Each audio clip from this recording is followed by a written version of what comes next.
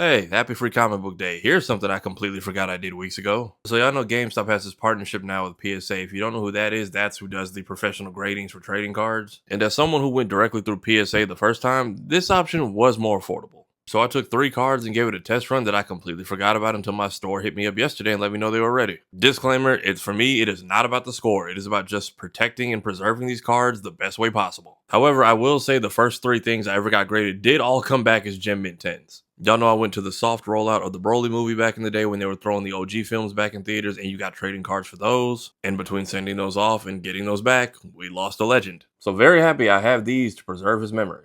I have this unopened promo pack from when Detective Pikachu was in theaters. Crazy part is I didn't even get to see this movie in theaters. I got outvoted for Endgame 5 times by the group chat.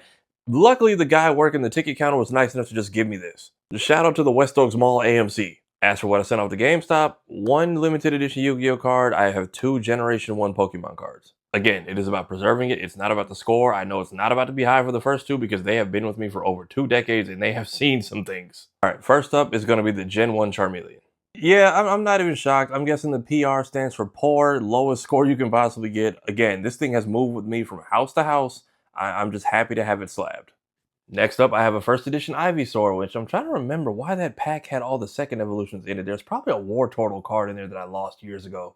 Okay, I guess a 2 is good. I just being from like the OG set of packs, I'm just happy to have it slabbed.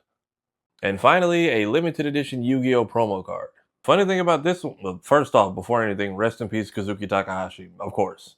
You could only get this card if you went to go see Yu-Gi-Oh! Dark Side of the Dimensions in theaters. I was in college at the time. This was one of the last outings me and my roommate got to do before graduation. He actually still has his card like on his desk. And being that this theater was in a like popular college part of town, why they only had 1 showing at 10 a.m. on a Saturday is beyond me. But as far as this goes, okay, so we got a Mint 9 on this limited edition theater-only holographic Obelisk the Tormentor Egyptian God card. Not gonna lie, part of me wishes it was a 10, but at this point, this card has traveled from Wisconsin to Florida to Texas, and the fact that it scored this high after all these years being around unprotected, again, I'm happy to have it preserved. So I do actually have more first generation cards. Like I said, these are not in great shape. Some of these have been in this binder since like 2006.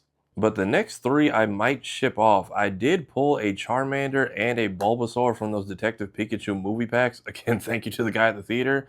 And I do still have this first edition Red Eyes Black Dragon.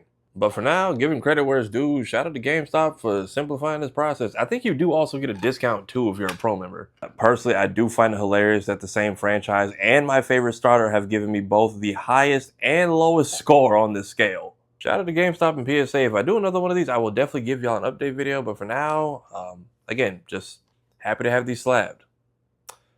Y'all enjoy the rest of your day.